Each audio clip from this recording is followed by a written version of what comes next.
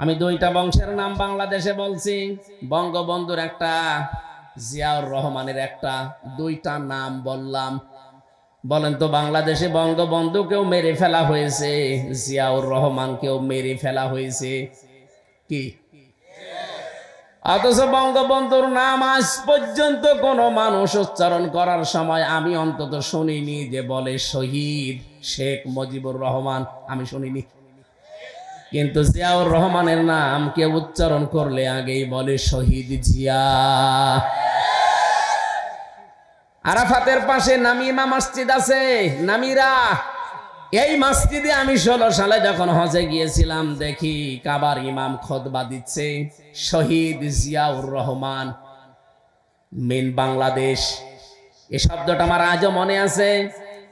উনি এই জন্য দোয়াটা করেছিলেন কারণ ওই সময় প্রচন্ড গরম ছিল, আর যে ময়দানে হাজিরা লক্ষ লক্ষ হাজিরা আশ্রয় নেয় যে গাছের নিচে, ওই গাছের নাম জিয়া গাছ, বাংলাদেশে আমরা নিম গাছ বলি।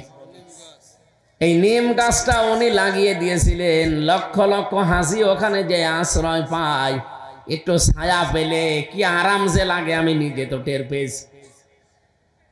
কাবার ইমাম আমার মনে হয় ওই দিকে ইঙ্গিত করে শহীদ জিয়াউর রহমান এই লোকটার নামে কাবার ওই মসজিদের নামে রাইতে দোয়া করছিলেন নাম ধরে। শহীদের শব্দটাকে আপনি যাই তাই মনে করেন, কাবার ইমামের মুখ দিয়ে শব্দটা এমনি উচ্চারণ আল্লাহ করে দেয়নি, কারণ শহীদ এই শব্দটা এত দামি, যদি কেউ শহীদ হয় তাকে আপনি মরে গেছে বলতে পারবেন না।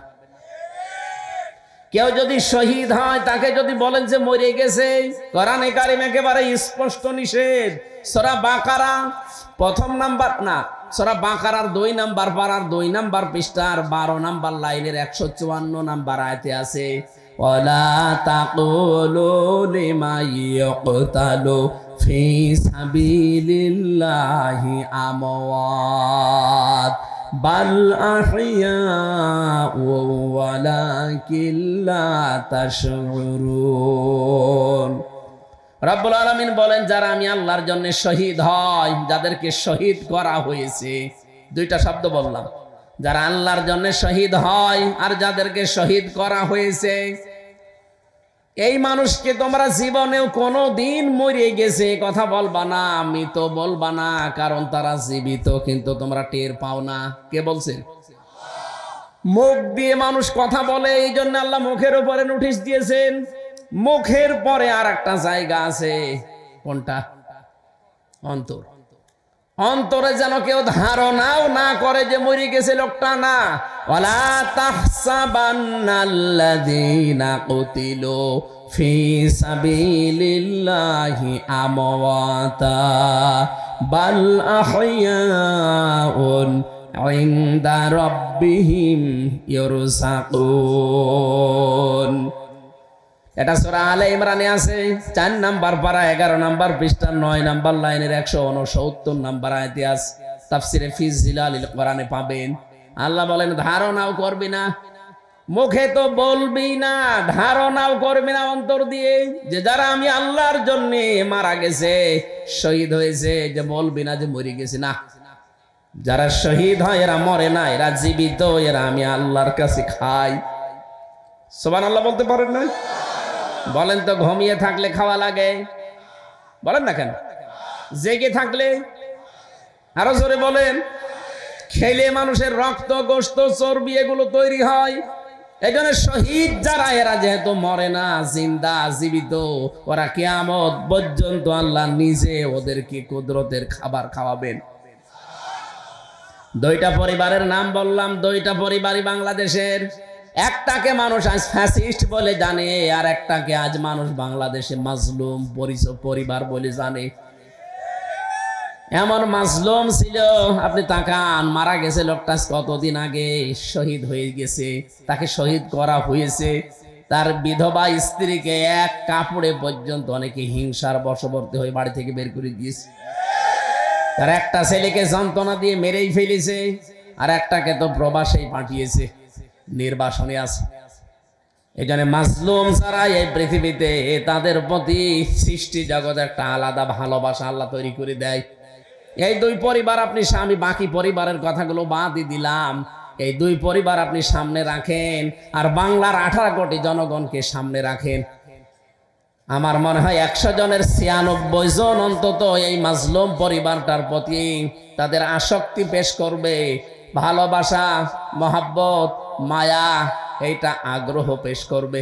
আর 100 জনের হয়তো 4 জন হয়তো ওই পরিবারকে বলবে না, এইভাবে মারা ঠিক হয়নি, অন্যভাবে মারার দরকার ছিল।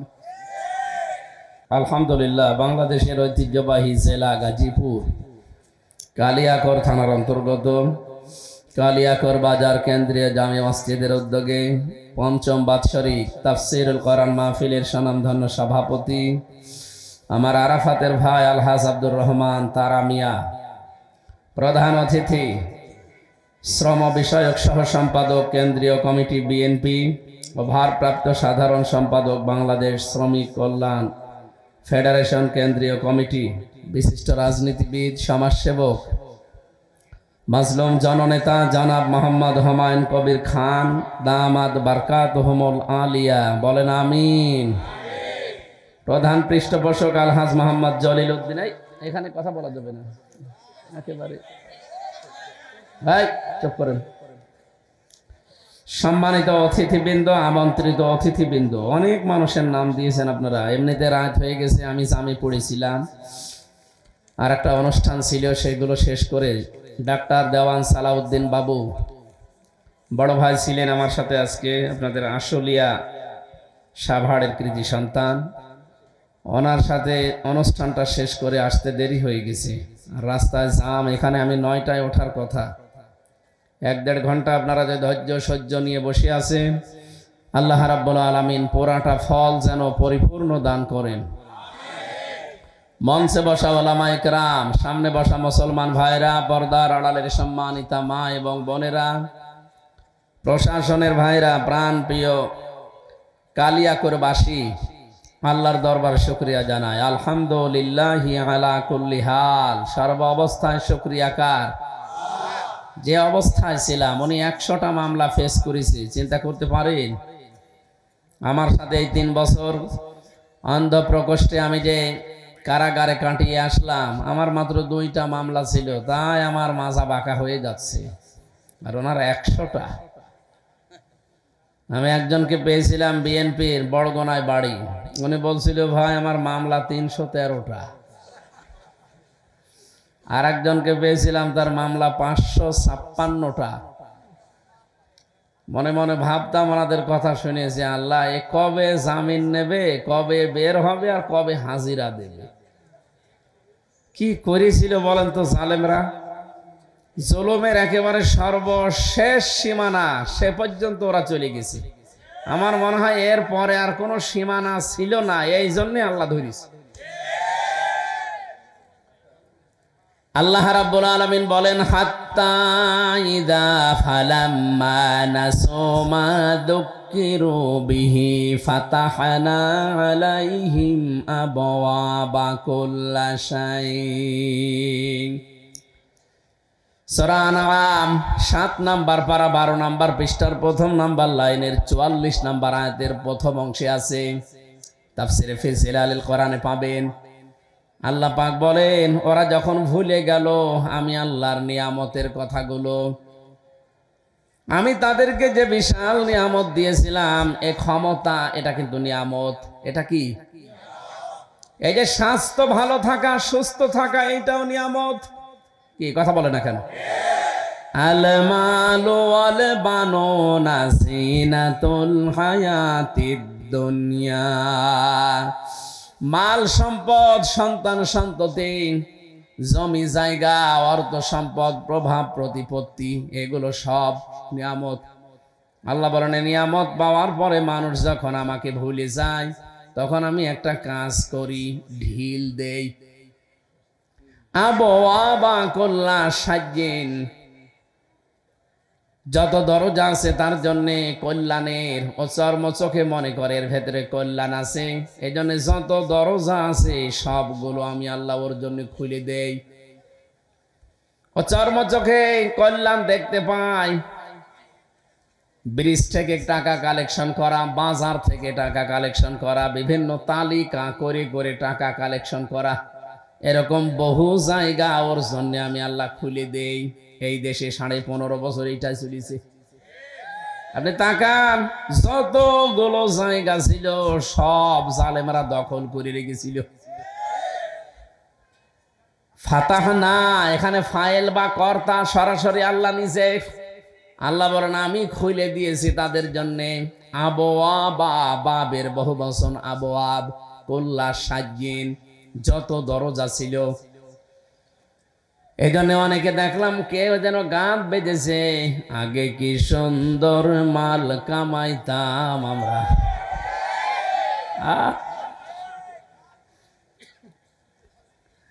এভাবে যখন মাল কামাতে ব্যস্ত ছিল ওরা, হাত্তা ইদা ফারিহু বিমা উতু আখাযনাহুম বাগতাতান।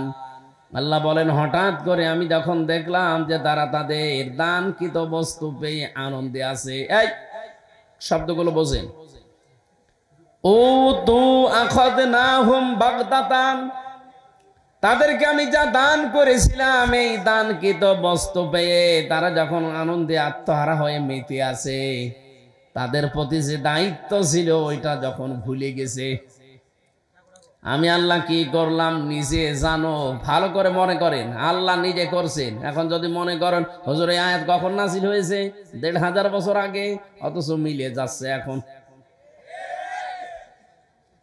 আয়াতটা নাযিল হওয়া 1500 বছর আগে, অথচ 15.5 বছরে অনেকের জীবনের সাথে দেখছি মিলে যাচ্ছে।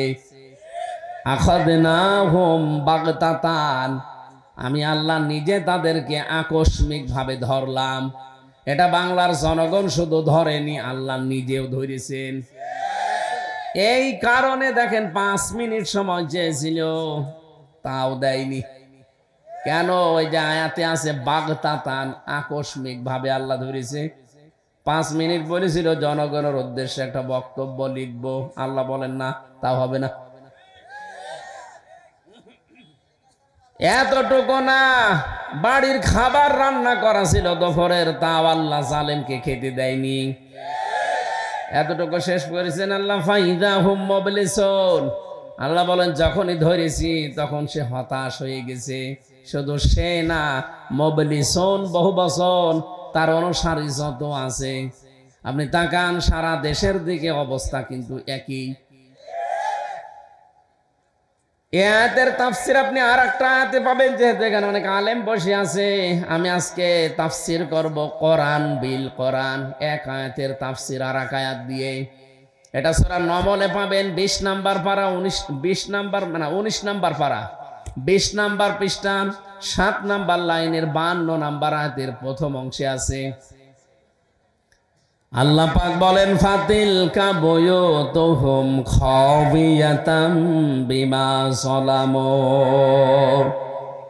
যারা এখানে আলেম আছে গ্রামার বসে, আল্লাহ যেন এভাবে আঙ্গুল দিয়ে দেখাচ্ছেন এই সেই ঘরগুলো।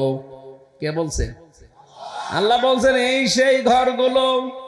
খাবিয়াতান, আমি জনশূন্য করে দিয়েছি, আমি পরিত্যক্ত বানিয়ে দিয়েছি বিমা যালামু, এদের জুলুমের কারণে। আপনি আগস্টের 5 তারিখের পর থেকে সারা দেশে তাকান, জালেমদের বাড়ি ঘর যা ছিল সব মাটির সাথে মিশে গেছে।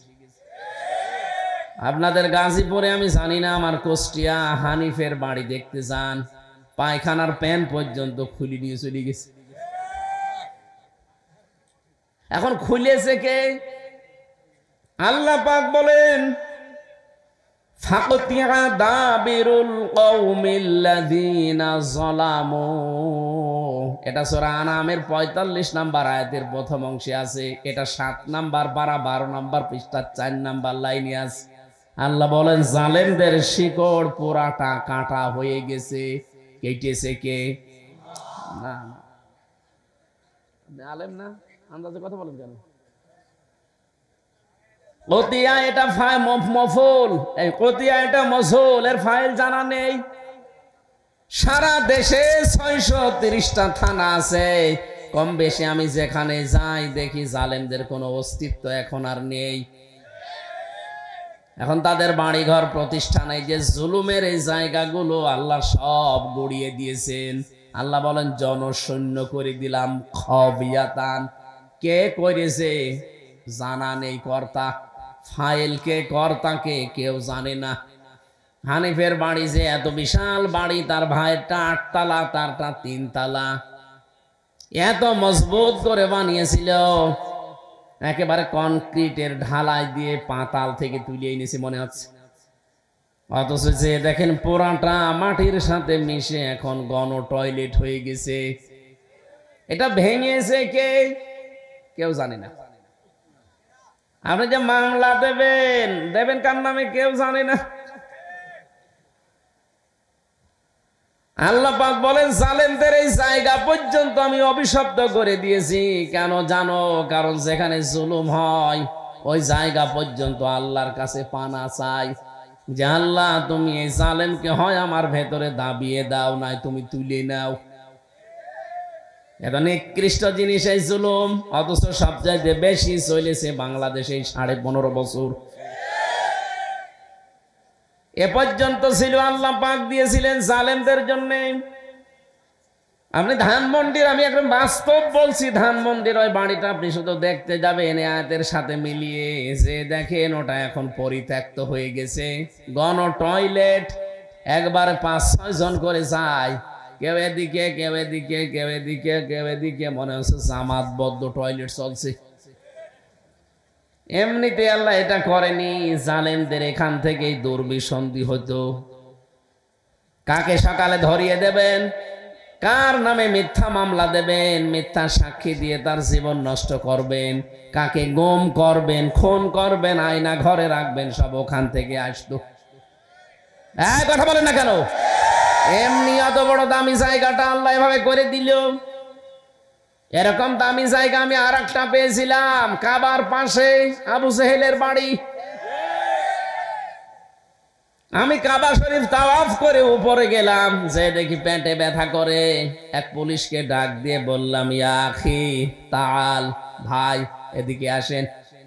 কাছে আসার পরে ওর ভাষা দিয়ে জিজ্ঞাসা করলাম যে আমার এতক্ষণ তো ভালোই লাগছিল, হঠাৎ আমার পেটে ব্যথা করছে, কারণ কি? এখানে কোনো ফার্মেসি আছে আশপাশে? আমারে বলছে ইয়া হাজি উল হুজ্জা তাইনা বিলাদুকা, ও হাজি দেশ কোথায়? জি তুমি বাংলাদেশ। বাংলাদেশ থেকে এসেছি। আমারে বলছে হাজি আপনি জানেন না এটা কোন জায়গা? না তো। আবু জেহেলের বাড়ি। আপনি এখনো পায়খানা না করে দাঁড়িয়ে আছেন, তাড়াতাড়ি করেন। এইটা কোরআন শরীফ আমার সামনে, পায়খানা করি দেখি পেটের ব্যথা আমার ভালো হয়ে গেছে।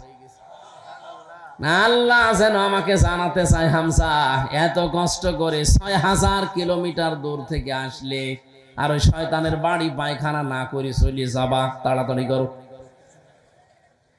আমার তো মনে হচ্ছে কালের আবর্তনে এই বাংলাদেশেও যারা জুলুম করেছে জনগণের উপরে, তাদের বাড়ি ঘর আল্লাহ ঠিক জনগণের জন্য জাতীয় টয়লেট বানিয়ে দেবেন। এ পর্যন্ত ছিল জালেমদের, এর পরেরটা আমাদের। না পরেরটা বলবো না, আবার নিজের গায়ে লাগবে না তো। ইন্না ফি যালিকা লায়াতাল লিকাউমিন ইয়ালামুন। আল্লাহ পাক বলেন এখানে তাকিদ দিয়েছেন, লামে তাকিদ, অবশ্যই এর ভেতরে শিক্ষা আছে যে মানুষগুলো জ্ঞানী নিজেকে দাবি করে তাদের জন্যে। তারা আমরা একেবারে পাগল ছাগল না, আমাদের অন্তত জ্ঞান যেহেতু আছে, আমাদের শিক্ষা নেওয়া লাগবে। জালেমদের এত বড় শিকড় যদি আল্লাহ কেটে ফেলতে পারেন, তাও কে কেটেছে জানা নেই। আগামীতে যারা চেয়ারে বসবেন তারা যেন জনগণের উপরে জুলুম করবেন না। যদি কেউ সামনে বসে জুলুম করে 5 বছর পরেও তাদের বাড়ি আল্লাহ কিন্তু শ্মশান বানিয়ে দিতে পারে। এই জন্য আমরা সাবধান। আমার ভাইরা, আজকের এই মাহফিলটা শুধুমাত্র মুসলমানদের জন্য না, দল মত জাতি বর্ণ ধর্ম নির্বিশেষে সবার জন্য। হাদা বায়ানুল লিন্নাস ওয়া হুদা ওয়া মাউইযাতুল লিল মুত্তাকিন। সূরা আলে ইমরানের 138 নম্বর আয়াতে আছে রব্বুল আলামিন বলেন হাদা, এইটা বায়ানুন বর্ণনা বক্তব্য লিন্নাস মানুষের জন্য। কোন মানুষ? জীবিত মানুষ। কোন মানুষ? এখানে আল্লাহ লাম শব্দ দিয়েছেন। যারা আরবি বোঝে দেখবেন লাম শব্দটা 13টা অর্থে ব্যবহার হয়। এর অন্যতম অর্থ লাম ব্যবহার করা হয় জীবিত মানুষদের জন্য। অথচ 15.5 বছরে আমরা দেখেছি জীবিত মানুষদেরকে কোরআনে কারিম শোনানো কত কঠিন ছিল। কথা বলে না কেন? 14 জায়গায় পারমিশনের সিস্টেম করে দিয়েছিল। একবারে বলতে পারে না 96% মুসলমানের দেশে যে কোরআন আমরা শুনতে দেব না, বলতে দেব না, তাহলে আবার হিতে বিপরীত হয়ে যাবে। ও যাতে মাতাল হলো তাহলে ঠিক ছিল।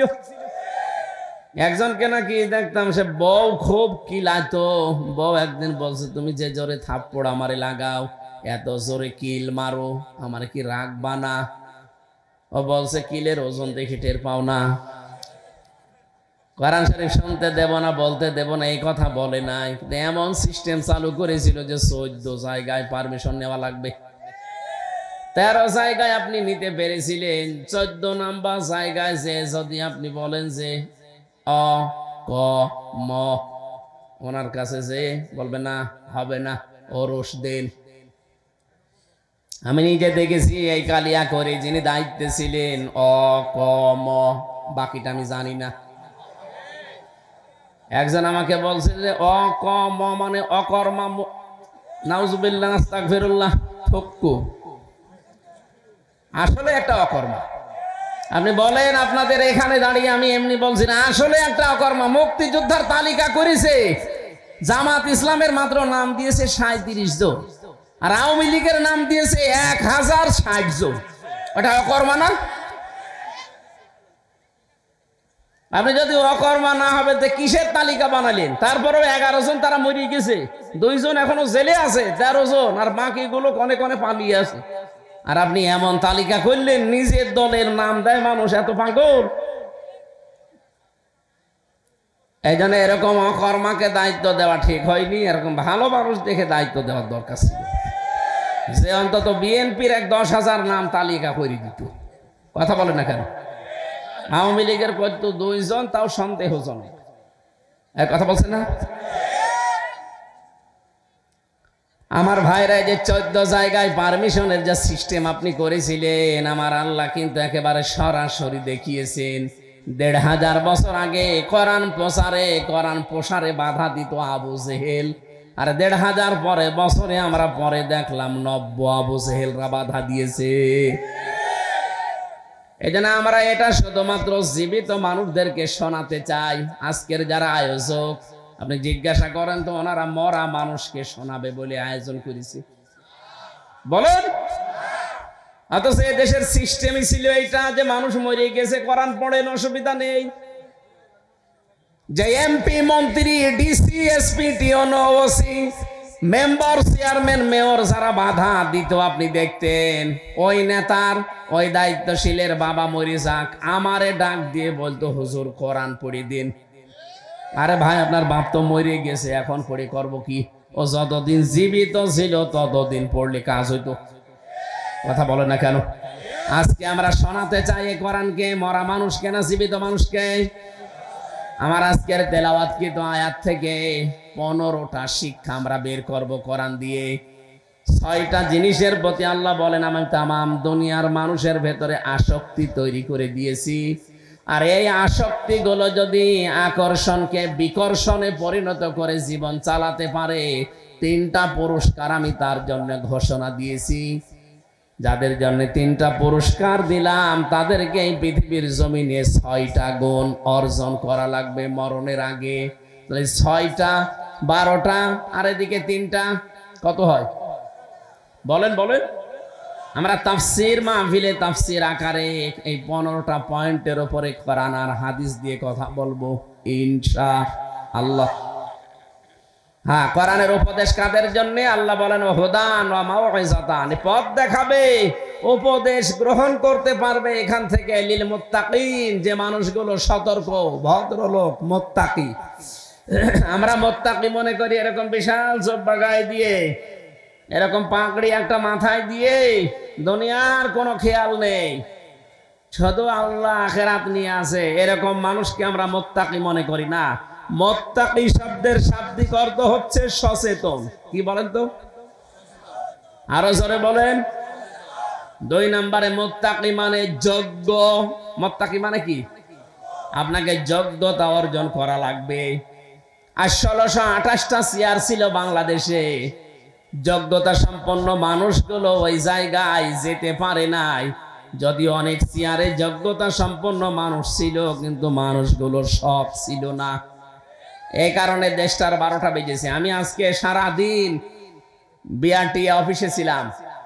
কাওয়া কাকু যে এখান থেকে কত টাকা মারিং কাটিং করেছে, ওখানে অফিসাররা বলছিল আজকে যে ও মানুষ না, ওরে যদি 100 বার জবাই করা হয় তারপরও আমার গায়ে ছাল মেটবে না। যেখানে 51 লাখ টাকা উনি হিসাব দিলেন, একটা প্রকল্প, একটা কাজ আছে যে এই কাজটা 51 লাখ টাকা হলে হয়, সেখানে ও 267 কোটি টাকা ওই জায়গা থেকে মারিং কাটিং করেছে। 51 থেকে যদি 267 কোটি টাকা মারিং কাটিং হয়, ভালো ভালো তাহলে বড় বড় প্রজেক্ট যেখানে বলেন মেগা প্রকল্প নাম দিয়ে মেগা ডাকাতি হয়নি? ওরা পদ্মা সেতু বানিয়ে বিশাল নাম করে, 32,000 কোটি টাকা খরচ ওইটা, অথচ এক দরবেশ ও 36,000 কোটি টাকা চুরি করেছে। তারপরেও যারা বানিয়েছে এখন তারা প্রমাণ করছে যে এই ব্রিজ বানাতে 32,000 কোটি না, 32,000 কোটি হলে এরকম 4টা ব্রিজ বানানো যায়। এই 15.5 বছরে প্রতি বছরে ওরা 42,000 কোটি টাকা শুধু পাচার করেছে। কেউ বেগম পাড়া, কেউ সাহেব পাড়া, কিন্তু আল্লাহ ধরেছে ওইভাবে থাকতে দেয় না কাউকে। আমি এই যে মালয়েশিয়া ছিলাম কয়েকদিন আগে, বেগম পাড়া না, এখানে সাহেব পাড়া বানিয়েছে শয়তানরা, কিন্তু থাকতে পারে না। আমি যে হোটেলে উঠি দেখি হোটেলের নিচে 2 জন চা খাচ্ছে। কি গো, এখানে হুজুর আগেই পালিয়েছে। কেন সাহেব পাড়ায় থাকবেন না? না, ওখানে থেকে মায়ের খাবো। বাংলার জনগণ এখানেও আছে, ও ঘর তালা লাগানো, ওখানে যদি আমাদের দেখতে পাই পিটিয়ে ভর্তা বানিয়ে ফেলবে। কি করলেন? অবৈধ টাকাগুলো পাচার করে। এদেশে এখন যারা বিশেষজ্ঞ, আমি কয়েকদিন আগে একজনের সাথে যাচ্ছিলাম মৌলভীবাজারে, পাইলট, হেলিকপ্টারের পাইলট আমারে বারবার বলছিল, হুজুর এই যে নিচে তাকান, দেখতে পাচ্ছেন এই জায়গাগুলোতে বহু মানুষের কর্মসংস্থান তৈরি করা সম্ভব ছিল, কিন্তু জালেমরা টাকাগুলো সব বাইরে পাচার করে দিয়েছে। ওরা যদি টাকা বাইরে পাচার না করে শুধু এই দেশে কর্মসংস্থান তৈরি করত, 36 লাখ যুবক এখন বেকার।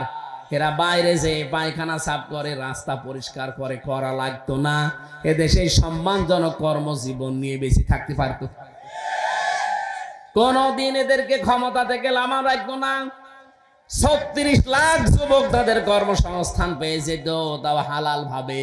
ও শয়তানরা টাকা পাচার করে খেতেও পারে না, এখন আর দেশে আসতে পারে না। কি করলেন আপনি? এজন্য কোরআনের আজকের এই 15টা পয়েন্ট আমি মনে করব যারা সচেতন এখানে আছেন, যারা যোগ্য এবং যারা সৎ হতে চান তাদের জন্য। আল্লাহ যেন আমি সহ প্রত্যেককে সহজভাবে বুঝে এখান থেকে শিক্ষা নেওয়ার তৌফিক দেন। আরো জোরে বলেন। সব কিছু বাদ দিয়ে আমরা সরাসরি কোরআনে প্রবেশ করছি। বলেন আউযু বিল্লাহি মিনাশ শাইতানির রাজিম, বিসমিল্লাহির রহমানির রহিম। زين للناس حب الشهوات من النساء। প্রথম শব্দ এটা। সূরার নাম সূরা আলে ইমরান। কি বললাম? 200টা আয়াত আছে, 20টা রুকু আছে। আমরা মাত্র একটা আয়াত পড়েছি, এখান থেকে আরম্ভ করছি তাফসীর আকারে। 14 নম্বর আয়াত, 14, 15, 16, 17 এই 4টা আয়াতের উপরে কথা বলবো। থাকবেন আপনারা ইনশাআল্লাহ?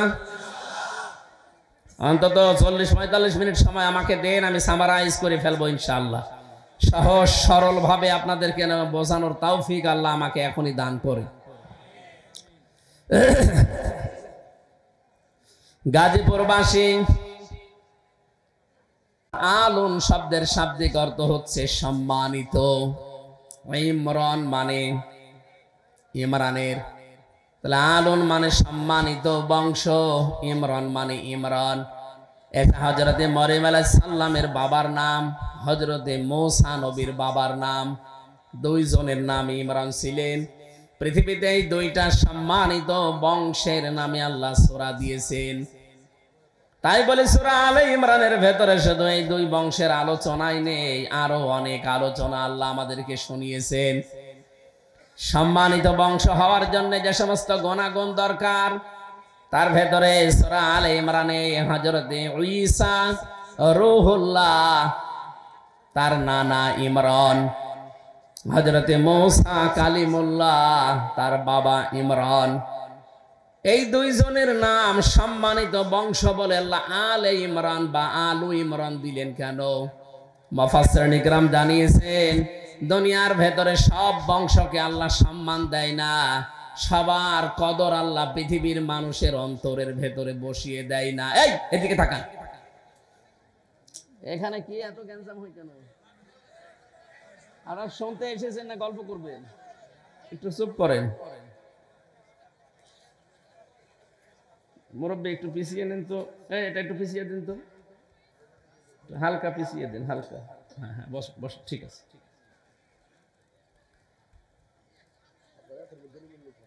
কোরআনে কারীম শোনার কিছু আদব আল্লাহ দিয়েছেন। 1 নম্বরে ফাসতামিউ লাহু, 2 নম্বরে ওয়াংসিতু, মনোযোগ সহকারে শুনতে হয়। 2 নম্বরে চুপ থাকা লাগে। আর আপনি যদি গল্প করেন, আমি গতানুগতিক কথা বলি না, আমি তাফসীর আকারে কথা বলতে হলে শিক্ষা বের করি। তো শিক্ষা বের করতে হলে চিন্তা ভাবনা করা লাগবে না? উপর থেকে তো কিছু আশা লাগবে। আপনারা ডিস্টার্ব করলে আমি তো সব ভুলে যাব। আমি এবার শোনাচ্ছি তাফসীরে হাক্কানি থেকে। এই পৃথিবীতে যত বংশের নাম আমরা শুনি যে সম্মানিত বংশ, তাদের পেছনে খোঁজ খবর নিয়ে দেখবেন এই বংশগুলো দুনিয়াতে সবচাইতে বেশি মাজলুম ছিলেন। সম্মান পৃথিবীতে বৃদ্ধি হওয়ার জন্য যতগুলো কাজ আছে তার 1 নম্বরে সে মাজলুম হয়ে যায়। তাহলে সৃষ্টি জগতের ভেতরে তার মহাব্বত আল্লাহ তৈরি করে দেয়। আজ এই বাংলাদেশেও 2টা বংশ নামি দামি আছে। এই ভালো করে খেয়াল করবেন, আপনি সূরা আলে ইমরানের 14 নম্বর আয়াতের তাফসীর বাণিজ্যে মিলান, দেখবেন এটা পাবেন। আমি 1 ঘন্টা কথা বলতে হলে কমপক্ষে 20 ঘন্টা ওই আয়াতের উপরে পড়ি। কত আয়াতে, কত তাফসীর থেকে, কিতাব থেকে রেফারেন্স গুলো জোগাড় করা লাগে। আন্দাজে বললে কত আলেম বসে আছে বাড়িতে যে এখনই মিলাবে।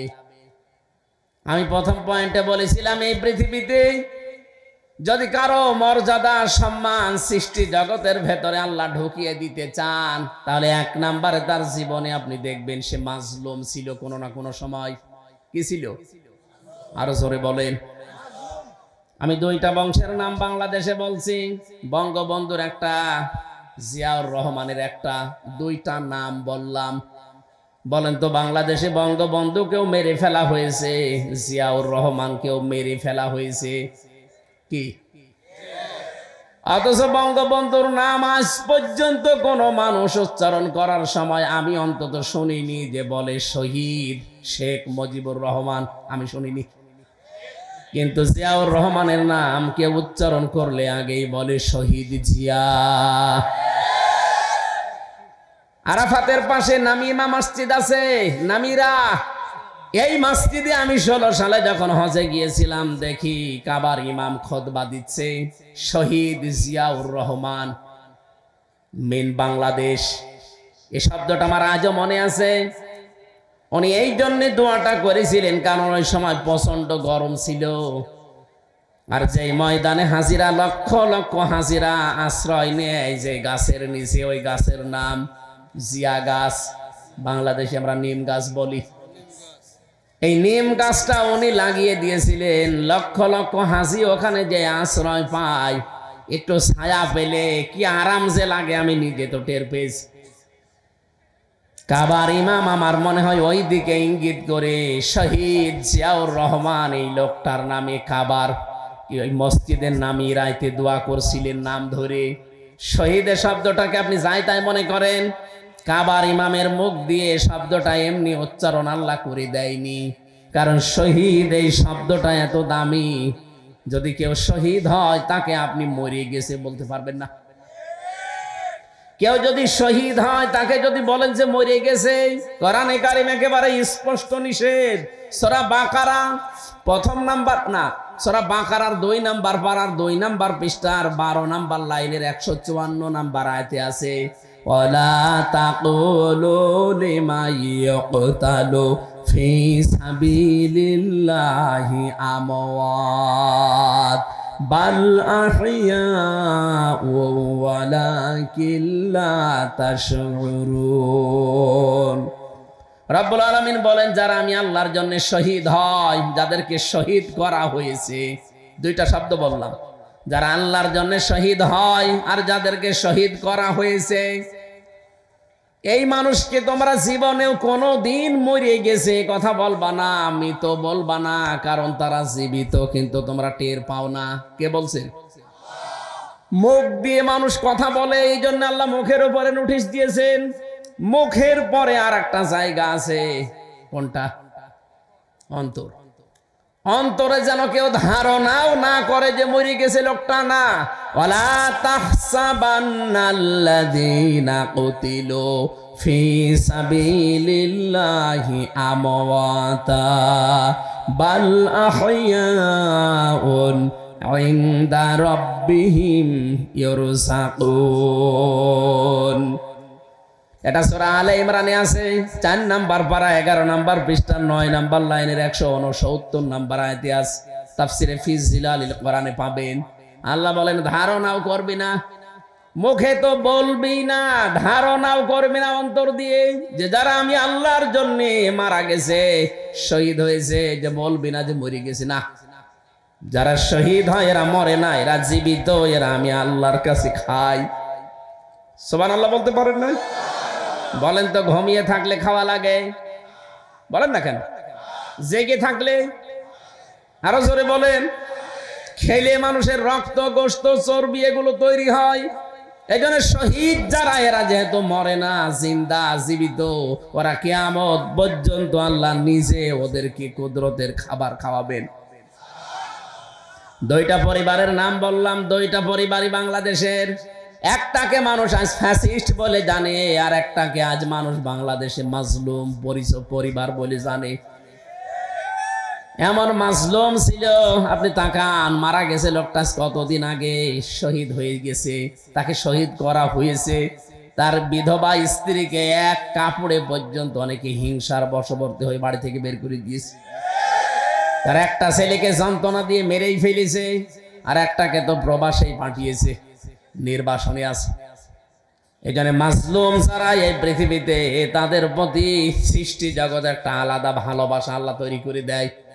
এই 2 পরিবার আপনি, আমি বাকি পরিবারের কথাগুলো বাদই দিলাম, এই 2 পরিবার আপনি সামনে রাখেন, আর বাংলার 18 কোটি জনগণকে সামনে রাখেন। আমার মনে হয় 100 জনের 96 জন অন্তত এই মাজলুম পরিবারটার প্রতি তাদের আসক্তি পেশ করবে, ভালোবাসা, মহাব্বত, মায়া, এইটা আগ্রহ পেশ করবে। আর 100 জনের হয়তো 4 জন হয়তো ওই পরিবারকে বলবে, না, এইভাবে মারা ঠিক হয়নি, অন্যভাবে মারার দরকার ছিল।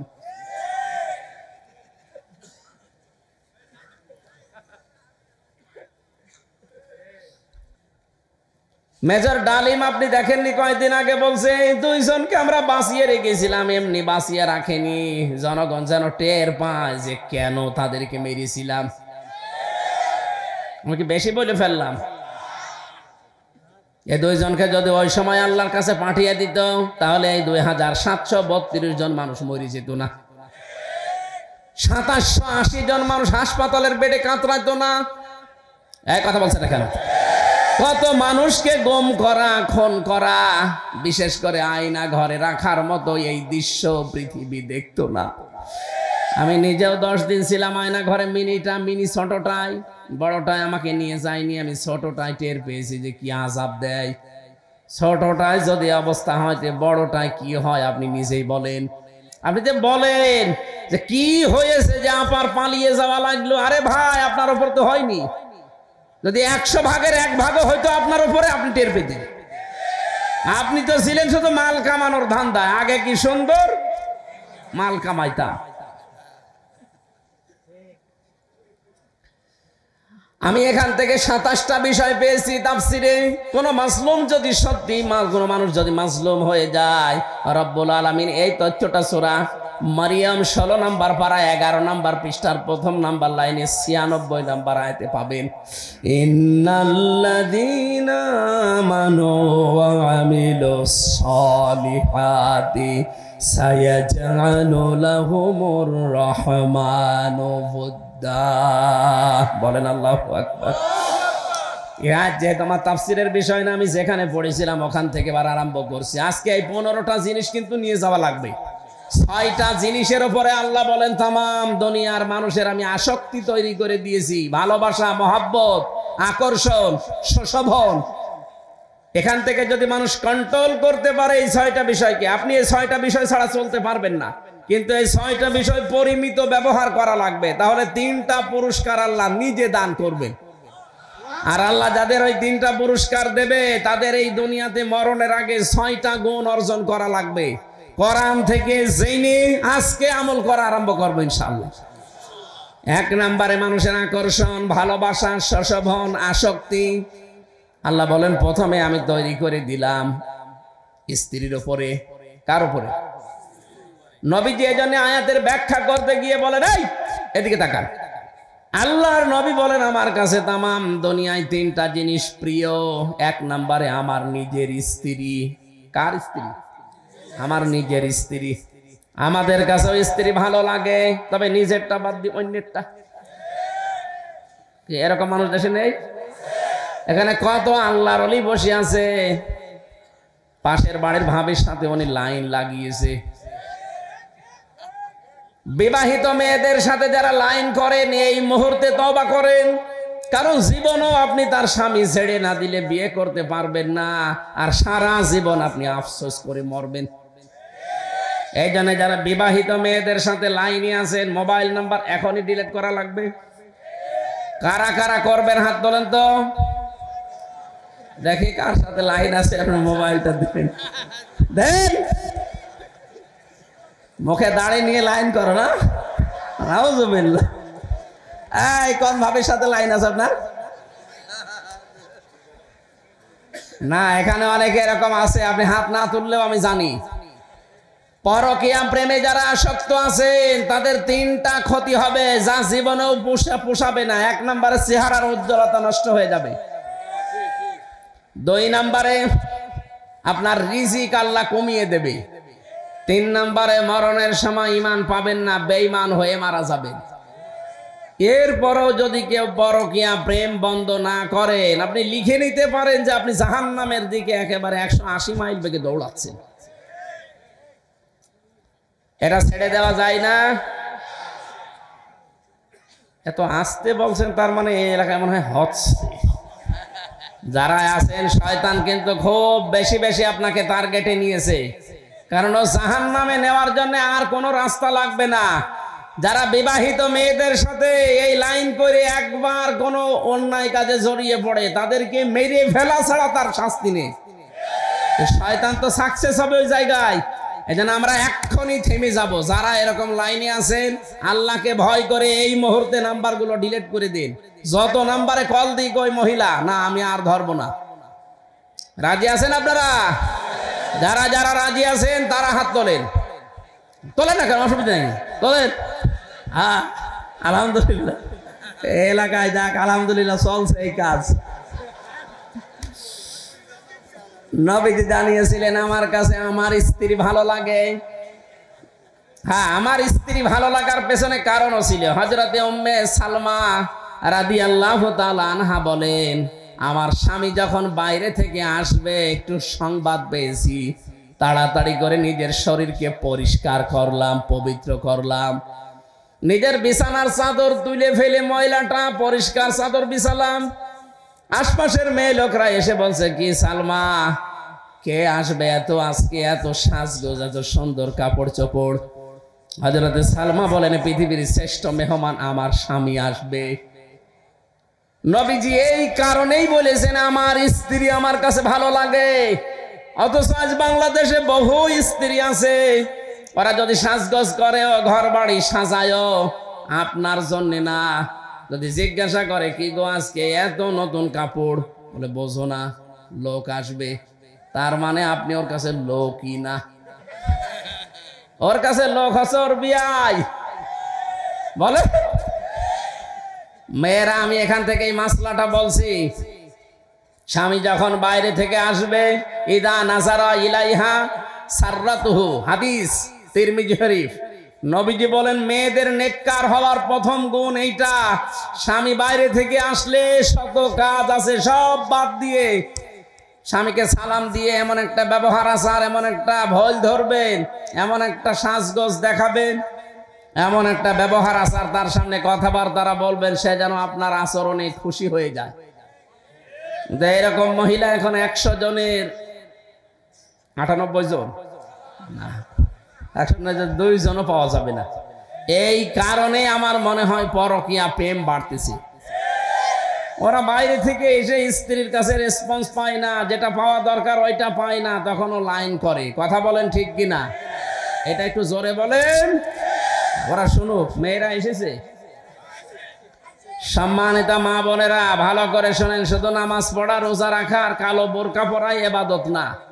স্বামী বাইরে থেকে আসলে আপনার ইবাদত, দুনিয়ার সব কাজ বাদ, স্বামীকে সময় দেওয়া লাগবে, এইটাই আপনার ইবাদত। হযরতে খাদিজার জীবনী পড়েছি, পুরা জীবনে খাদিজা এক ওয়াক্ত নামাজ পড়েনি। যারা এখানে হাদিস কোরআন পড়ে বা পড়ায় জিজ্ঞাসা করেন, জীবনে এক ওয়াক্ত নামাজ পড়েন উনি, একটা রোজা রাখেনি, একটা টাকা যাকাত দেয়নি, একবারও হজ করেনি। কারণ এই বিধানগুলো সব তার ইন্তেকালের পরে। অথচ আল্লাহ নিজে জান্নাতে একটা ঘর বানিয়ে তার জন্য পাঠিয়ে দিয়েছে। জিবরাইলকে বলেছে এই ঘরটার সুসংবাদ আমার নবীর মাধ্যমে খাদিজাকে জানাও, যে একটা নয়েজ মুক্ত, আওয়াজ মুক্ত একটা ঘর আমি বানিয়েছি, যে ঘরে খাদিজা ছাড়া কেউ যেতে পারবে না। ফেরেশতা জিজ্ঞাসা করে রব্বুল আলামিন, এই ঘরটার ভেতরে কোনো আওয়াজ নেই, নয়েজ নেই, শুধুমাত্র খাদিজা ছাড়া কেউ যেতে পারবে না, কারণ কি? নবীজি বলেন আমার খাদিজা, আমার নবী মুহাম্মদ রাসূলুল্লাহ তার স্বামীর জন্য তার ঘরটাকে নয়েজ মুক্ত, আওয়াজ মুক্ত রাখতো। আপনিও যদি আপনার স্বামীর জন্য আপনার ঘরটাকে নয়েজ আওয়াজ মুক্ত রাখতে পারেন, আশা করা যায় খাদিজাতুল কুবরার সাথে আপনিও জান্নাত পাবেন। আর বাইরে থেকে এসে ঘরে ঢুকতে দেরি মনে হয় একটা জাহান্নামে ঢুকলাম, নাকি বেশি বলে ফেললাম? 2 নম্বরে নবীজি বলেন আমার কাছে ভালো লাগে সুগন্ধি। আমাদের কাছেও সুগন্ধির চাইতে আমার মনে হচ্ছে অনেকের কাছে দুর্গন্ধ ভালো লাগে বেশি। এই জন্যই তো বিড়ি খাই, নাকি জেলায় বিড়ি নেই? আমি বিড়ির বিরুদ্ধে কিছু বলতে চাই না, কারণ আমি আকিজ গ্রুপে চাকরি করি, বেশি বললে চাকরি চলে যাবে। তারপরও আমি স্যারকে বারবার বলেছি এটা ছেড়ে দেন, উনি বলছে আমি চেষ্টা চালাচ্ছি। ও অনেক ছেড়ে দিয়েছে, এখন আর ওনাদের তরফ থেকে বিড়িটা বানানো হচ্ছে না। ওইটা আমেরিকার টোবাকোর কাছে প্রায় কত হাজার কোটি টাকা দিয়ে বিক্রি করে এখন জিনিস বানায় খাবারের। আল্লাহ যেন এই ধারাটা অব্যাহত রাখে। ওনারা এখন চেষ্টা চালাচ্ছে খাবার বানানোর। বিড়ি যারা খান, হয়তো আপনাদের এলাকায় তো তৈরি হয় না, এগুলো তৈরি হয় কুষ্টিয়া, চুয়াডাঙ্গা, যশোরে। আমরা দেখেছি এই তামাকগুলো যখন রোদে দেয় শোকাতে, কুকুরে বিড়ালে এ পায়খানা করে, প্রসাব করে, ওটা ঝাড়া দিয়ে দিয়ে প্যাকেট করে পাঠিয়ে দেয়। যতই ঝাড়া দেওয়া হয় মশলা কিন্তু লেগেই থাকে। কথা বলছেন না কেন? আপনি যে শোক টান দিচ্ছেন, জিনিস কিন্তু ভালো না। এই জন্য আমার মনে হয় এটা ছেড়ে দেওয়া ভালো। পৃথিবীর একটাই মাত্র খাবার আছে যার গায়ে লেখা থাকে যে আমাকে খেলে ক্যান্সার হয়, এরকম লেখা নেই। এরপরও যদি কেউ না ছাড়তে পারেন, এটা আপনার ব্যর্থতা। দুর্গন্ধ কোনো জিনিস যেন আপনার কাছে না আসে। 3 নম্বরে নবীজি বলেন আমার সবচাইতে বেশি প্রিয় হচ্ছে নামাজ। কি বাংলার মুসলমানেরা, যেহেতু ৯৬% মুসলমান এই দেশে, এই জন্য আমি নামাজের কথা খুব বেশি বলি না, কারণ যে লোকটা নামাজ পড়ে না ও আর মুসলমান থাকে না। কোন মানুষ যদি নামাজ, ফরজ নামাজ ছেড়ে দেয়, আল্লাহ পাক বলেন আমি নিজে ওর দায়িত্ব ছেড়ে দেই। কোন বাবার দায়িত্বে থাকবেন আপনি? কোন নেতার দায়িত্বে থাকবেন আপনি? আল্লাহ যদি আপনার দায়িত্ব ছেড়ে দেয়, আপনি জানেন আপনার পেছনে 19টা ফেরেশতা কাজ করছে। 24 ঘন্টা আপনি যে চলাফেরা করেন, ঘুমান, 19টা ফেরেশতা আপনার পেছনে লেগে আছে আপনাকে সাহায্য করার জন্যে। রব্বুল আলামিন বলেন, একদিন যদি বলি যে ওর দায়িত্ব নেওয়ার দরকার নেই, এ দুনিয়ায় আপনি সঠিকভাবে থাকতেও পারবেন না। সে আল্লাহ বলছেন, নামাজ যখন বান্দা ছেড়ে দেয়, ফরজ নামাজ বিশেষ করে, আমি আল্লাহ নিজে ওর দায়িত্ব ছেড়ে দেই। যতদিন এই দেশে রাষ্ট্রীয়ভাবে নামাজ কায়েম না হয়, আমরা মুসলিম দাবি করলে জীবন চলে গেলেও নামাজ ছাড়বো না। রাজি আছেন আপনারা?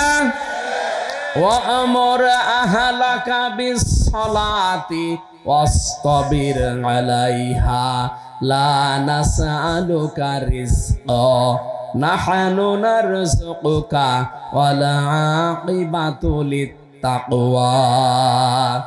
সূরা তাহার 132 নম্বর আয়াতে আছে, আল্লাহ বলেন, হে নবী, পরিবারস্থ লোকদেরকে নামাজের আদেশ দেন আর আপনি নিজেও নামাজের উপর অটল থাকেন। রিজিক আপনার কাছে আমি চাই না, বরং রিজিক আপনাকে আমি আল্লাহ দান করি। শুভ পরিণাম যারা মুত্তাকি তাদের জন্য অপেক্ষা করছে। কত মানুষ আমরা দোহাই দেয় যে নামাজ পড়বো, কোন সময় কাজ করে শেষ করতে পারি না। আরে ভাই, আপনার চাইতে কাজ হযরতে তালহা ইবনে জুবাইরের কম ছিল না। আপনার তো পোশাক আশাকের অভাব হয় না। তালহার জীবনী পড়লাম, ওনার মাত্র একটা পোশাক ছিল, তারপরেও তিনি ফরজ নামাজ ছেড়ে দেননি। সুবহানাল্লাহ বলতে পারেন না? কিয়ামতে ওনাকে যখন আপনার সামনে দাঁড় করাবে, আপনি লাজবাব হয়ে যাবেন। যারা বলে আমরা সাংসারিক কারণে নামাজ পড়তে পারি না, আল্লাহ তোমাকে সেজদা দিতে পারি নাই, আপনার সাংসারিক কাজ কি বিবি রহিমার চাইতেও বেশি করেন আপনি? যে মানুষগুলো বলে সন্তানাদির যন্ত্রণায় ঝামেলায় নামাজের সময় পায় না, আপনার ছেলে মেয়ে কয়টা? হযরতে ইয়াকুবের সন্তান ছিল 11টা। কয়টা বলেন? আপনি তো তার চাইতে বেশি সন্তানের মালিক। সুতরাং দুনিয়ার কোনো দোহাই দিয়ে ফরজ নামাজ বাদ দেওয়া যাবে না। আজকে থেকে সিদ্ধান্ত নিয়ে বাড়ি যাবেন, যতদিন অন্তত এদেশে রাষ্ট্রীয়ভাবে নামাজ কায়েম হলে তখন আর ওয়াজ করা লাগবে না, আপনি বাধ্য হবেন নামাজ পড়তে। নামাজ না পড়লে তখন আপনাকে ধরে হয় পিটাবে, নাই 12 বছর জেলে রেখে দেবে, এমনি নামাজ পড়বেন। এই জন্য যতদিন কায়েম না হয়, নিজে এবং পরিবারস্থ লোক, আমার আন্ডারে যারা চলে, এই মানুষগুলোকে আমরা চেষ্টা চালাবো অন্তত ফরজ সেজদা যেন কেউ ছেড়ে না দেন। আল্লাহ আমি সহ যারা আসলাম আমাদেরকে এই হুকুমটা মেনে চলার তৌফিক দাও। 2 নাম্বার পয়েন্টে আল্লাহ জানিয়েছেন, আল বানিন, সন্তান আদি এটাও মানুষের আসক্তির কারণ। এটার প্রেমে পড়ে মানুষ যেন আল্লাহর আইন, আল্লাহর বিধান ভুলে না যায়। বহু মানুষ আজ আমরা সন্তান আদিকে সুখে রাখতে গিয়ে, তাদের সুখের জন্য, খুশির জন্য দুনিয়া কামাই করতে গিয়ে ডান হাত বাম হাত দেখে না, বাবা শাহজালাল সব হালাল করে ফেলে। এখানে একটা শিক্ষা আমাদের জন্য আল্লাহ দিয়েছেন। এদিকে তাকান, আপনি যে সন্তানের সুখের জন্য, খুশির জন্য বিশাল সম্পদের পাহাড় গড়লেন, ডান হাত বাম হাত দেখলেন না। আপনি কি মনে করেন আপনি মারা গেলে যে পাপের বোঝা হয়েছে ওটা আপনার সন্তান বহন করবে? এমনকি যে বিশাল সম্পদের পাহাড় তৈরি করে গেলেন গাজীপুরে, আপনি মাত্র 100 বছর পরে এসে দেখেন এই সম্পদে আপনাকে হাত দিতেও দেবে না। আমি নিজে বলছি, আমি আমির হামজা, আমার বাবার নাম রিয়াজউদ্দিন, তার বাবার নাম জাহান আলী, তার বাবার নাম নমাজ আলী। এরপরে আমি আর চিনি না। হ্যাঁ, আমি আর চিনি না, কারণ আমার মনে নেই, আর আমি জানিও না। মাত্র 61 বছর আগেই নমাজ আলী লোকটা মরে গেছে। তার বাবা খুব বেশি হলেও নাই, আরো 50 বছর আগে মরেছে। সব মিলে 110 বছর। বলেন তো, 110 বছর আগে যেই লোকটা মারা গেছে, এই নমাজ আলীর বাবা যদি এখন কুষ্টিয়ায় এসে বলে, এই কুষ্টিয়ার এই 2 তলা বাড়ি আমার, এই ভিটা আমার, ওর দাঁত মুখ খুলে ফেলবো না আমি। যে ভণ্ডামি করা জায়গা পান না। কিসের নমাজ আলীর বাপ আপনি? নমাজ আলীকে আমি চিনি না। কথা বলছেন এখন। এই হচ্ছে দুনিয়া। আল্লাহ বলেন এইটা দুনিয়া। তুই 50 বছর 100 বছর পরে এই গাজীপুরে এসে দেখ তোরে ঢুকতে দেয় কিনা। আমি কি বানিয়ে বললাম? এটা 100 বছর পরে এখানে যারা আমরা আছি কেউ থাকবো না, নতুন মানুষ এই জায়গায় জমা হবে সব। ওই সময় যারা আসবো আমরা 100 বছর পরে ফিরে আসলে তারা আমাকে চিনবে না। আপনি যদি বলেন না এই ভিটা আমি বানিয়েছিলাম, এই ব্যবসা বাণিজ্য আমার, আমি ডান হাত বাম হাত দেখিনি, বহু কষ্ট করে কামাই করেছি, আমি আজকে রাতে এখানে থাকবো, আল্লাহর কসম ওই সময় যারা এই গাজীপুরে বাস করবে আপনার ওই বাড়িতে, আপনাকে এই বাড়িতে ঢুকতেও দেবে না। বলবেন না আপনার যদি থাকার জায়গা না থাকে, মসজিদে রাত থাকেন, সকালে কেটে পড়েন, এ জেলায়ও থাকবেন না, কারণ জেলায় থাকলে আপনি আবার ঝামেলা করবেন। এই কথা বলছেন এখানে রব্বুল আলামিন এইটা বারবার কোরআনে আমাদেরকে স্মরণ করাচ্ছেন। এটা সূরা মুনাফিকে পাবেন, ইয়া আইয়ুহাল্লাযীনা আমানু হাল আদুল্লুকুম লা তুলহিকুম আমওয়ালুকুম ওয়ালা আওলাদুকুম আন যিকিরিল্লাহ। ওহে যারা ঈমানের দাবি করো তাদেরকে খুব ভালোবেসে বলছি, তোমাদের সন্তানাদি, তোমাদের সম্পদাদি এগুলো যেন আল্লাহর আইন থেকে, আল্লাহর জিকির থেকে তোমাদেরকে গাফেল করে না ফেলে। আমাইয়া ফাল যালিকা ফাউলাইকা হুমুল খাসিরুন। এরূপ যারাই করবে তারা ক্ষতিগ্রস্ত হবে। কে বলছে? এই আয়াতটা পড়ার পরে আমার নিজের জীবনের সাথে আমি মিলিয়ে দেখি, আমি সহ বহু মানুষ অলরেডি ধরা খেয়ে বসে আছি। এই জন্য এখন থেকে থেমে যান। আপনার স্ত্রী, আপনার সন্তান এগুলো সব আকর্ষণীয় করে আল্লাহ পরীক্ষা স্বরূপ পাঠিয়েছে আপনার সামনে। আল কানাতিরিল মুকান্তরাতি, পঞ্জীভূত সোনা, পঞ্জীভূত রূপা, এগুলো মানুষের আকর্ষণের বস্তু। আপনাকে এগুলো উপায় করতে, এক জায়গায় করতে নিষেধ না, কিন্তু এর হক আপনাকে আদায় করা লাগবে। রব্বুল আলামিন বলেন আল খাইলিল মুসাব্বামা, যানবাহন হিসাবে ঘোড়ার নাম যদিও এখানে আছে, শুধু ঘোড়া না, যত সুন্দর সুন্দর বাহন আছে এই বাহনের প্রতি আল্লাহ মানুষের আকর্ষণ তৈরি করে দিয়েছেন। আল আনাম, গবাদি পশু পাখি, অল হার্স, জমি জায়গা, ক্ষেত খামার। কিছু মানুষের নেশাই শুধু জমি কেনা, বৈধ হোক অবৈধ ওগুলো দেখা দেখি নেই, শুধু জমি জমি। কথা বলে না কেন? এই যে আকর্ষণ মানুষের তৈরি করে দিয়েছে। আরে ভাই জমি কেনা নিষেধ না, তো কিনতে কিনতে এমন কিনা ঠিক না যে আপনার একাই 1060 বিঘা হয়ে যাবে। এই বাংলাদেশে আমি একজনের পেয়েছি, একাই জমি কিনেছে, এই 5.5 বছর এমপি ছিল, এই শেষের টার্মে, শেষের দিকে এসে 3 বছর না 2 বছর না 7-8 দিন না কতদিন সময় পেয়েছিল, আর ওইদিকে 5 বছর। ওই বড়গোনার ওই লাইনে, পটুয়াখালী বড়গোনা, 1060 বিঘা জমির মালিক একটা লোক। অথচ নির্বাচনের সময় যে জমা দিয়েছে ওই সময় তার মাত্র 7 বিঘা জমি ছিল। সব তো ফেরেশতারা 5 বছরে তারা দিয়ে গেছে। কি করবেন এই জমি নিয়ে আপনি? এত জমি কি হবে আপনার? দুনিয়া চলতে যতটুকু লাগে ওর বেশি বাড়বেন না, দুনিয়া চলতে যতটুকু লাগে ওর কমে গেলে আপনার আবার ঈমান টিকিয়ে রাখা কঠিন হবে। এই যে জামাটা, এর হাতা ঠিক আছে না? কথা বলে না কেন? এটা যদি আমি এই পর্যন্ত দেই মানুষ বলবে এর তার কাটা, আর এটা যদি এইভাবে এই পর্যন্ত রাখি মানুষ বলবে তাও তার কাটা। এই জন্য জামাটা ঠিক আছে, দুনিয়াও ঠিক, এইভাবে চলা লাগবে, যতটুকু না হলে না ততটুকু, বেশিও করা যাবে না, কম করলে আপনি ঈমান রাখতে পারবেন না। তখন আবার এই দেখেই মনে হবে এটাই মনে হয় রুটি। রব্বুল আলামিন বলেন এই যে 6টা জিনিসের নাম তোমাদের সামনে বললাম, এগুলো কিন্তু সব ভোগের বস্তু। দালিকা মাতাউল হায়াতিদ দুনিয়া, এগুলো কিসের বস্তু? এগুলো সব ভোগের বস্তু। আল্লাহু ইনদাহু হুসনুল মাআব, আমি আল্লাহর কাছে এর চাইতে উত্তম জিনিস আছে। কি জিনিস আছে আমি কি তোমাদেরকে শোনাবো এবার। কুল আউনাব্বিয়ুকুম বিখাইরিম মিন যালিকুম লিল্লাযিনা তাকাউ ইনদা রাব্বিহিম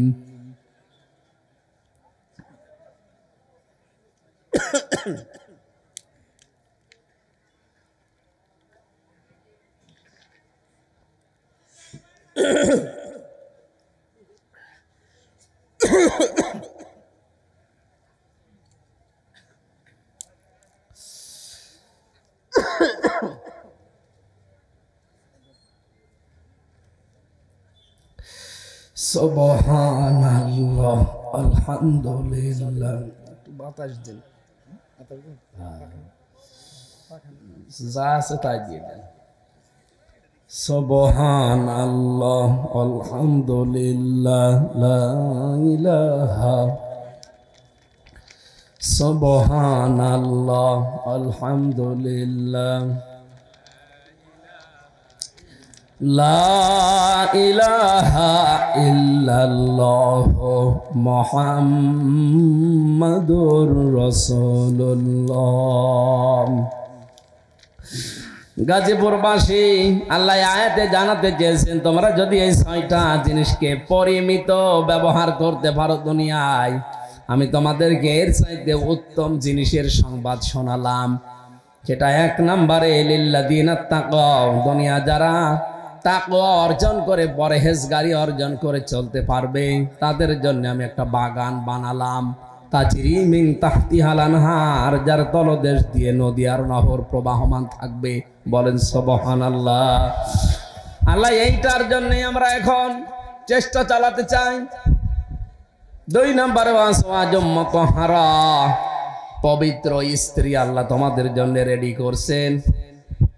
রিদওয়ানুম মিনাল্লাহ, 3 নম্বরে আমার আল্লাহ নিজে তোমাদের উপরে রাজি হয়ে যাবেন। এই যে 3টা পুরস্কারের কথা বললাম, একটা বাগান, পবিত্র স্ত্রী আর আল্লাহর সন্তুষ্টি, এটাকে বিশ্বাস হয় না? নেই বিশ্বাস হয় না?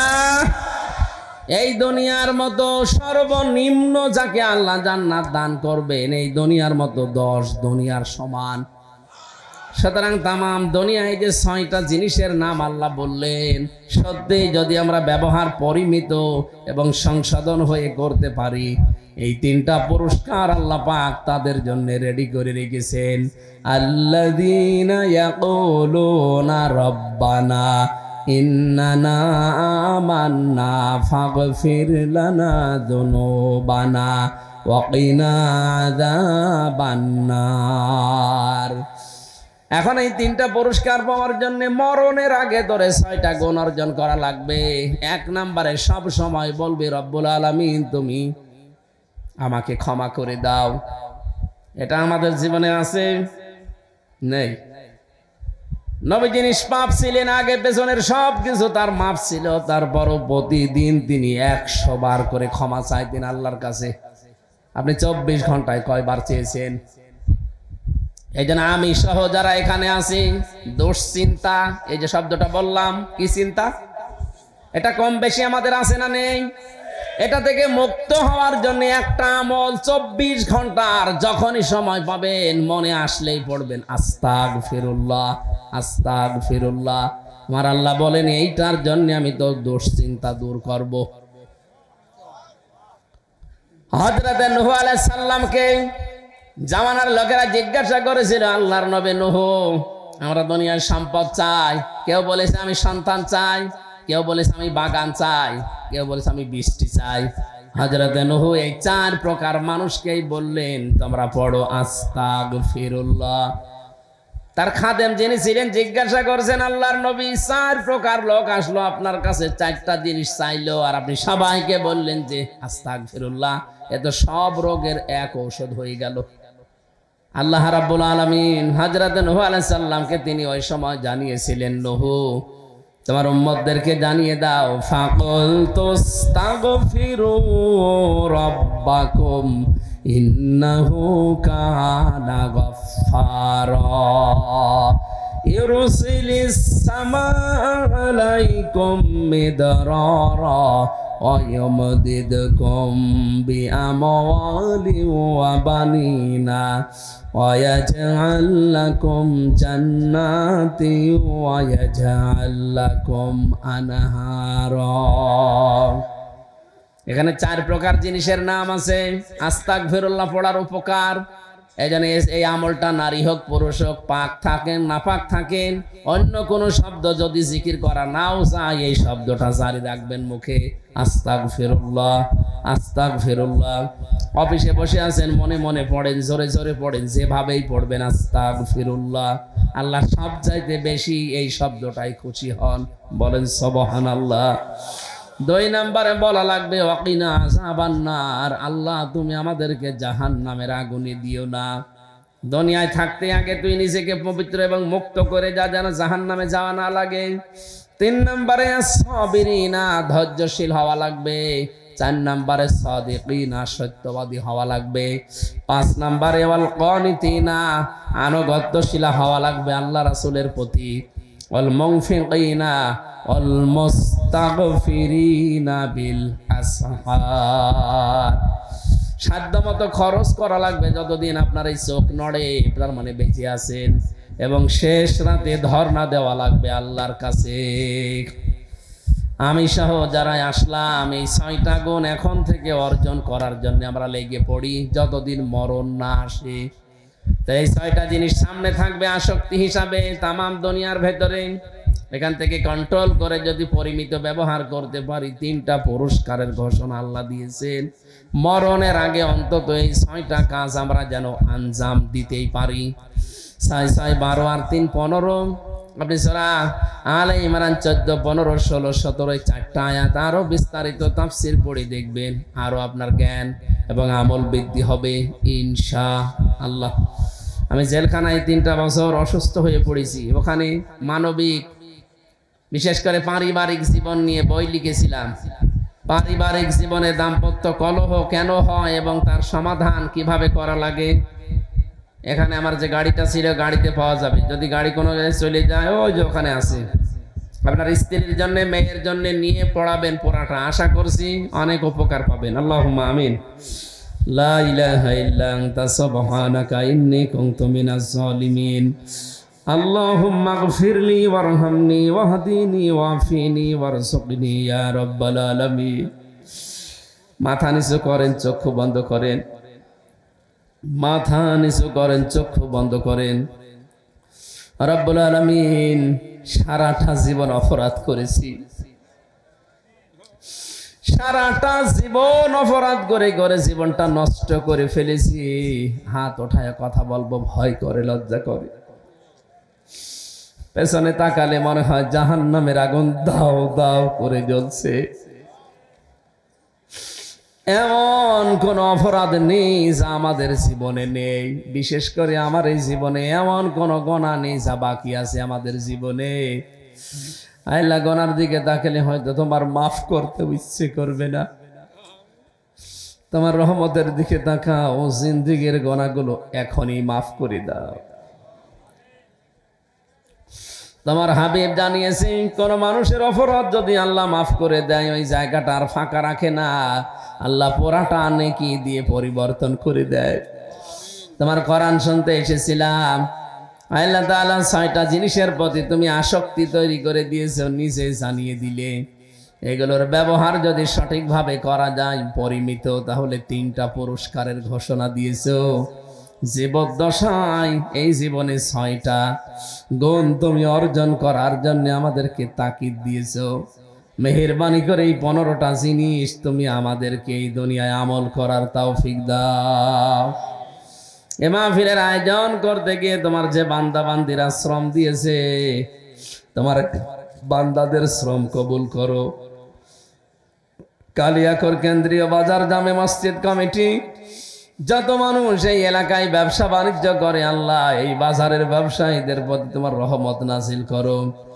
আসমান জমিনের বালা মুসিবত থেকে আমাদেরকে তুমি বাঁচাও রব্বুল আলামিন। মাহফিলের সম্মানিত সভাপতি একজন হাসি মানুষ, হাসি আব্দুর রহমানকে কবুল করো।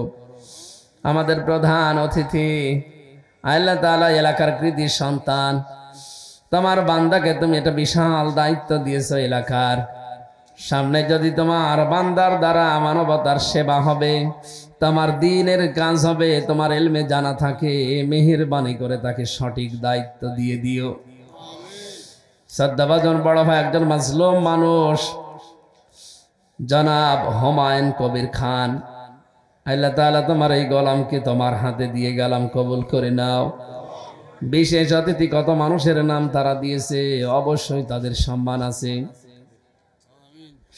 যত মানুষ আজকের এই মাহফিলে অতিথি হিসাবে এসেছে, আল্লাহ এদের নামগুলো জান্নাতের খাতায় তুলে নাও। বড় ভাই আব্দুল কাদির, আল্লাহ তোমার নামের সাথে নামের মিল আছে, আব্দুল জলিল, এই দুইজনকেই মঞ্জুর করো। মাহফিলের বরেণ্য সদস্য যারা, স্বেচ্ছাসেবকের দায়িত্বে যারা আছে, প্রত্যেককে কবুল করে নাও। সম্মানিত মা বোনদেরকে খাদিজার মতো, আয়েশার মতো বানিয়ে দাও। এলাকায় মাটির নিচে যত মানুষ ঘুমিয়ে আছে, কোরআনের ইজ্জতে মাফ করে দাও। আমার জহির ভাইয়ের মাধ্যমে আজকে এসেছি সেই কুষ্টিয়া থেকে পর্যন্ত, তোমার গোলামকে কবুল করো। 3টা বছর জালেমের জেলখানায় আমি নিজে অসুস্থ হয়ে পড়ে আছি। তোমার বান্দাদের জোরাজোরিতে জোর করে হলো আশা লাগে, বাড়ি থেকেও আসতে দিতে চায় না, এরপরও আমি দাওয়াতগুলো আগেই নিয়েছি, এই জন্য আশা লাগছে। আল্লাহ বাংলার বিভিন্ন প্রান্তে যেগুলো নেওয়া আছে, এই শরীরটা তুমি আমারে ভিক্ষা দাও, সহি সালামতে এই সুস্থ অবস্থায় কোরআনের কথাগুলো বলার তৌফিক আমারে ভিক্ষা দাও। আল্লাহ তাআলা তোমার বান্দা মোরাদ এই মাহফিলটা নিয়েছিল, তোমার ডাকে সাড়া দিয়ে কবরে আছে, এই কবরটা তুমি কোরআনের ইজ্জতে নূরে মুনাব্বার করে দাও। মরণ আসলেই যেন পড়তে পারি লা ইলাহা ইল্লাল্লাহু মুহাম্মাদুর রাসূলুল্লাহ। আসসালামু আলাইকুম।